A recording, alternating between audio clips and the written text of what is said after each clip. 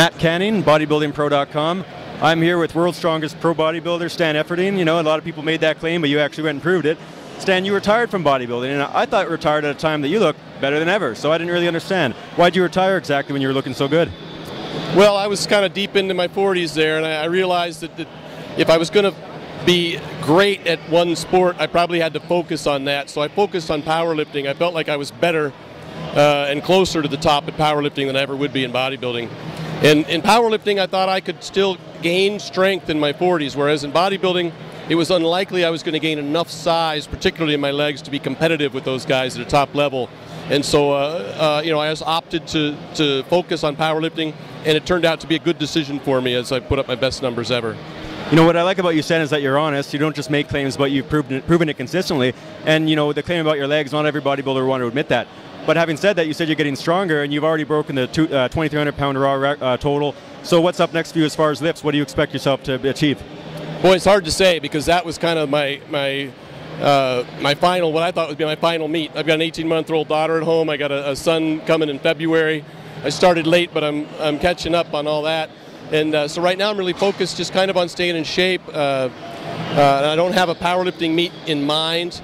I trained for a full year for those numbers, which is the first time I've ever done that in my life. Usually I'm doing a powerlifting meet, 4 months later doing a bodybuilding show, 4 months later doing a powerlifting meet, back and forth. And so I spent a full year focusing on that one meet. And you know, I was happy with what I achieved, and right now I'm just still kind of resting my mind about whether or not I'll even compete again.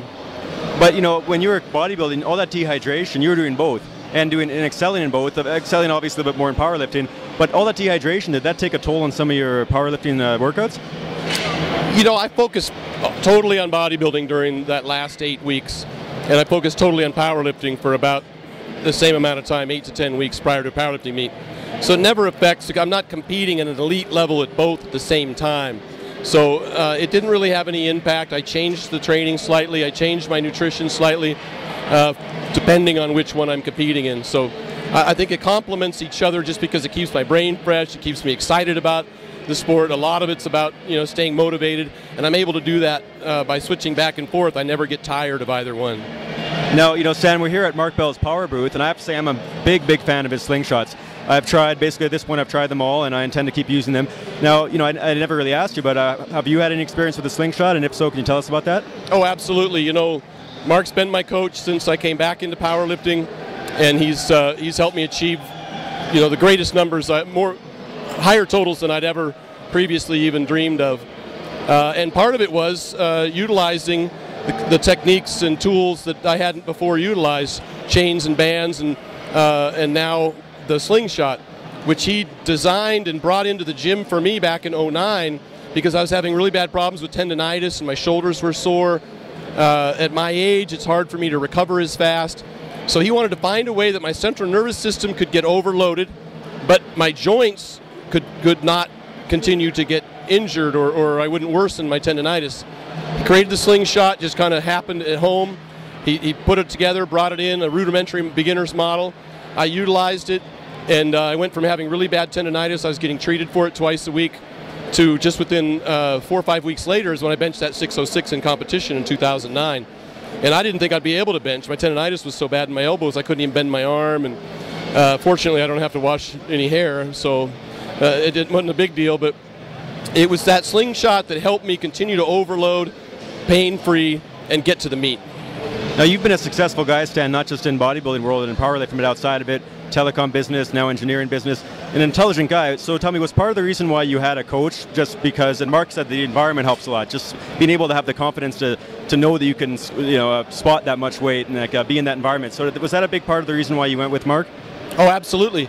You know, I've never thought I knew it all. I studied exercise science at the University of Oregon. I've been training high school, collegiate, and professional athletes for over 20 years. NFL, Olympics, I've worked with a lot of great athletes and helped them achieve their goals. But I've always believed there's a lot to be learned. When I wanted to be the best bodybuilder I could be, I flew down and I lived with Flex Wheeler for 2.5 months. When I wanted to be the best power lifter that I could ever be, I went over to Sacramento and I stayed there for 2 months and lived in an extended stay and trained with Mark every day. I just think that if you want to be the best, you got to learn from the best, and that's what I did, and the proof's in the pudding. And how can the fans find you online, Stan? StanEfferding.com is an easy way to find me. Stan Efferding at Facebook. It's easy to dig me up, and my email's on there, and they can always reach out and ask questions. Any final shout-outs? I really have to thank Mark for all his help and Flex Leader for all his help. And right now, I think that we're just focused on some other athletes that we're training.